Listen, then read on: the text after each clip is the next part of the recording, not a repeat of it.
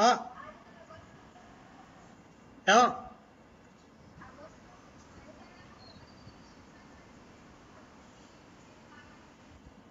Okay યા સમજાવું. Okay TU આ T ને બદલે ટીયુ વાપર્યું છે એટલે બરોબર. એટલે T1 T2 એવું પણ વપરાય. હું આવું T2 T1 વાપરતો હતો, પણ ટીયુ એટલે ઇનિશિયલી, એટલે જ્યાં શરૂઆત થાય ને, આપણે પેલું મને લાગે ઝડપનું એક શીખ્યા હતા, એમાં વી માઇનસ યુ છેદમાં ટી એવું આવ્યું હતું, બરોબર ને? તો એટલે આ વી અને યુ એ આ વી છે એ અંતિમ સ્પીડ, એટલે છેલ્લે જ્યારે છેલ્લે પૂરું થાય ત્યારે, અને યુ છે એ શરૂઆતની જીપ. એટલે આ શરૂઆતની ઝડપ માટે મારો યુ ક્યાંથી આવ્યો હશે વિચાર કરું.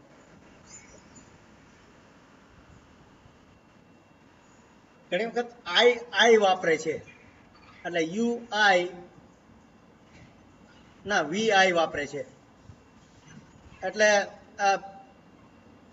ઘણી વખત અંગ્રેજીમાં જુદા જુદા શબ્દો વાપર્યા હોય ને, એટલે તમને ગુજરાતીમાં ખબર નથી, એટલે ક્યાંથી આવ્યું હોય મારે આ અંગ્રેજી પેલામાં જે તમારે ઇંગ્લિશ મીડિયમમાં હશે ને એમાં જોવું પડશે. પણ આ વી અને યુ આ રીતે વાપરે છે, અથવા તો આ ટી યુ વાપરા છે ને, એટલે આ શરૂઆતનો સમય એને ટીયુ વાપરે, અને ટીવી ખબર નહીં ટીવી વાપર્યું છે તમે બીજે ક્યાંય ટી વાપર્યું છે? ટીવી આ આ અંતિમ સમય, જે હું અહીંયા T2 અને T1 એવું વાપરતો હતો. એટલે આ યુમાં ઘણી વખત ગોટાળો થાય છે, કારણ કે એ તમને ઇંગ્લિશમાંથી આવ્યું છે.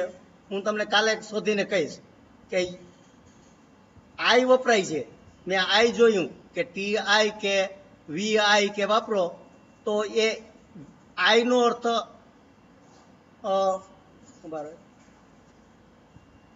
આઈ છે એનો ઇનિશિયલ અંગ્રેજી શબ્દ છે. ઇનિશિયલ એટલે શરૂઆતનું. એટલે આ ટી આઈ વાપરે તો શરૂઆતનો સમય. હવે ટી યુ એટલે શું મને ખબર નથી, હું તમને શોધી આપીશ, બરોબર? આ પણ એની જગ્યાએ જ વપરાય છે. એવી રીતે વી છે એ અંતિમ ગતિ કે છેલ્લે વાપરે છે, અંતિમ વેગ, અને યુ છે એ શરૂઆતનો વેગ. આવી રીતે એ વાપરે છે. પણ આ બીજગણિતમાં ગમે તે આમ તો વાપરી શકીએ આપણે બીજગણિત એટલે શું, એક બીજગણિતનો આંકડો ગમે તે લઈને એની કિંમત પછી ગમે તે મૂકીએ, એટલે વી એટલે 5 હોય ને 5 લાખ હોય 25 લાખ હોય, ગમે થાય. એટલે પણ આ સાયન્સમાં એને લગતા જે થોડીક વ્યાખ્યાને લગતા પેલા કરવા માટે આવા જુદા જુદા વાપરે છે, 1 2 3 4 ને બદલે. એટલે હું તમને યુ એટલે શું કાલે શોધી આપીશ, પણ આ જરૂરી નથી. મેં કીધું ને T2 T1 મૂકો તોય સરળતાથી બાદબાકી થઈ શકે, તમને ખબર પડે કે T2 માંથી T1 બાદ કરીએ તો શું થાય. પણ તમને એમ કે વી માંથી યુ બાદ કરવો તો થોડુંક અઘરું પડે, સમજવું અઘરું પડે ને. તમને જો ખબર હોય કે યુ એટલે ઇનિશિયલ ને વી એટલે છેલ્લું ને આ શરૂઆતનું, એટલા માટે હું બને ત્યાં સુધી T2 T1 વાપરું છું. D1 D2 S1 S2 એવું, એટલે તમને તરત જ સમજાઈ જાય કે S2 માંથી S1 બાદ કરો તો આ અંતર આવે. પણ તમારી ચોપડીમાં હોય તો આપણે ભલે તમને ગોટાળો ના થાય એટલા માટે અહીંયા પેલા બસની ઝડપમાં S2 માઇનસ S1 કર્યા છે, અને છેદમાં સમયમાં T2 માઇનસ T1 કર્યા છે, બરોબર? ઓકે, ઉપર ટીયુ લખ્યું છે, ઓકે સોરી યા, અને નીચે આરએસ લખ્યું છે. અહીં આરએસ જેટલા સમયગાળામાં, ઓકે, એ ગ્રાફ ઉપરથી આવ્યા છે. ટીયુ છે ને, હવે મને સમજાડું શું કામ વાપર્યું છે. આ તમે જો આ ગ્રાફ ઉપર જે છે 1.11 આકૃતિમાં, આ હું માર્કર કરું છું, દેખાય છે? આ ટી શબ્દ અહીંયા દેખાય છે તમને S1 ઉપર? હલો સ્નેહા, કોણે પૂછ્યું તું પાછું? એટલે આ જે દેખાય છે, બરાબર હું માર્કરથી કરું. આ જો હવે આ ટી અહીંયા દેખાય છે, અહીંયા યુ દેખાય છે. એટલે એમ કે છે કે ટીયુ એટલે અહીંથી આ 10 કિલોમીટર થી 20 કિલોમીટર સુધીનું અંતર. એટલે આ ટીયુ એટલે આ S1 અને S2 વચ્ચેનું અંતર. સમજાઈ ગયું? આ બે બિંદુની વાત કરે છે. આને 10 કિલોમીટર ને એને ટી બિંદુ કીધું, આ 20 કિલોમીટર ના ને યુ બિંદુ કીધું છે. અને RS એટલે જો R એટલે આ 20, અહીંયા જે સમયના આલેખ ઉપર જ્યાં 20 નો સમય છે T1, ત્યાં R છે, અને અહીંયા S એટલે 40 ઉપર S છે. સમજાણું? એટલે આ RS એટલે આ 20 થી 40 વચ્ચેનું અંતર. એટલે અહીંયા ખાલી એને TU છેદમાં RS એમ કીધું છે. એટલે કે આ T અને U વચ્ચેનું અંતર એના છેદમાં RS એટલે આ 20 અને 40 વચ્ચેનું અંતર. પછી એને જો પેલામાં S2 S1 માં ફેરવી નાખ્યા. દેખાય છે? S2 એટલે આ આપણે 20 કિલોમીટર, એમાંથી એટલે U આગળ S2 છે અને T આગળ S1 છે. એટલે S2 માઇનસ S1 કર્યા એટલે આપણે જે પેલા ગણતા હતા એ જ, પણ હવે ગ્રાફમાંથી ખાલી બિંદુ વાંચીએ છીએ એટલે એટલા માટે આ TU RS કરે છે. અને એને પછી ડેલ્ટા કીધો. એટલે આપણે કીધું ને કે ડેલ્ટા એટલે તફાવત. ગમે તે વસ્તુનો તફાવત તમે કરવો હોય તો ડેલ્ટા કહેવાય. એટલે ઉપર આપણે અંતરનો ડેલ્ટા છે એટલે ડેલ્ટા S અને એના છેદમાં ડેલ્ટા T. પછી એની S1 S2 S1 T2 T1 ની કિંમત મૂકી દીધી છે અહીંયા ઝડપમાં. S2 ની કિંમત 40, S2 ની કિંમત 20 છે, S1 ની કિંમત 10 છે, T2 ની કિંમત 40 છે, T1 ની કિંમત 20 છે. કોઈ પાણી મને થોડું લે. એટલે આ રીતે એને ઝડપનું જે કિંમત છે એ ગ્રાફ ઉપરથી મેળવી. ખ્યાલ આવી ગયો? આ TU અને RS છે એ ખાલી ગ્રાફ ઉપરના બતાવેલા 4 બિંદુઓ છે.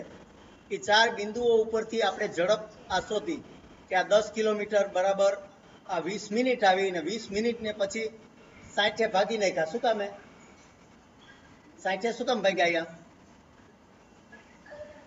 હે? હા, આપણે કલાકમાં ફેરવવા માટે. આપણે ઝડપ કિલોમીટર દર કલાકે જોતી હતી એટલા માટે. એટલે 60 ભાગી નાખ્યા એટલે આ 30 કિલોમીટર દર કલાકે શું આવ્યું? બસની ઝડપ. પછી બીજું એક શું કીધું છે આના ઉપરથી એક આડું નિર્ણય કે પદાર્થ નિયમિત ગતિ કરતો હોય તો સુરેખરેખા પર કોઈ પણ જગ્યાએ ઢાળનું મૂલ્ય સમાન મળે છે. હવે એટલે શું કોઈને સમજાય છે? ઓકે, ઢાળ કોને કહેવાય?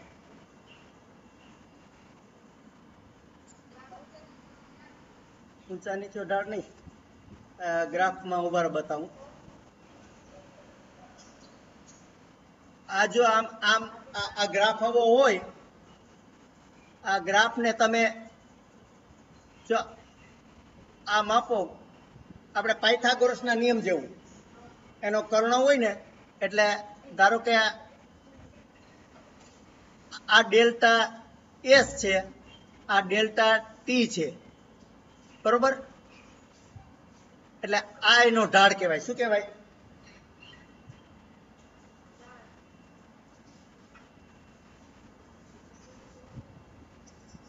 એટલે એ શું કહે છે કે જો આ નિયમિત ગતિ હોય, જો તમે આ ઢાળ ગોતજો કે આ ડેલ્ટા S છેદમાં ડેલ્ટા T, એટલે અહીંયા તમે અહીંયા ઉભા રહો, આ S2 કયો, હું આ નવા આપું છું તમને.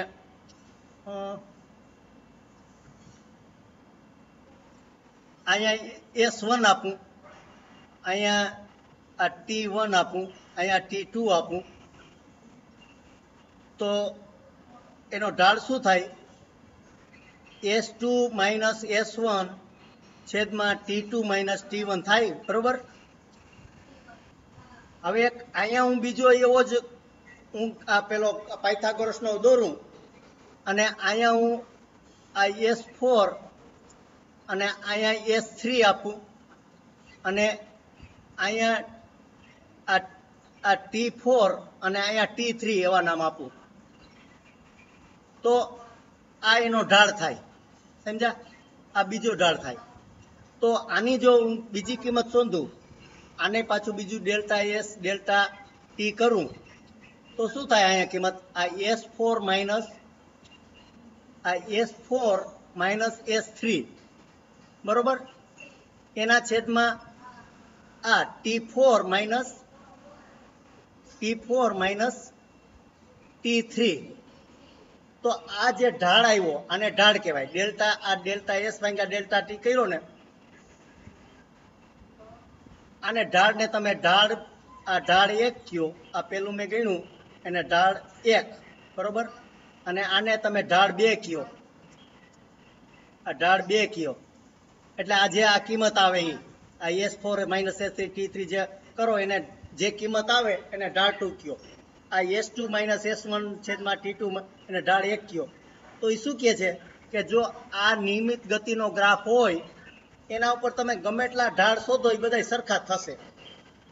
જો તમે કરી જુઓ, અહીંયા આ S2 S4 નું આ બધું કરશો ને, જો અહીંયા 10 જવાબ આવશે ને,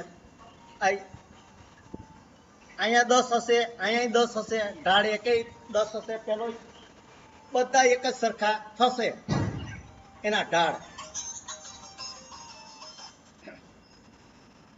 હા, જય શ્રી કૃષ્ણ હરદાસભાઈ. હલો.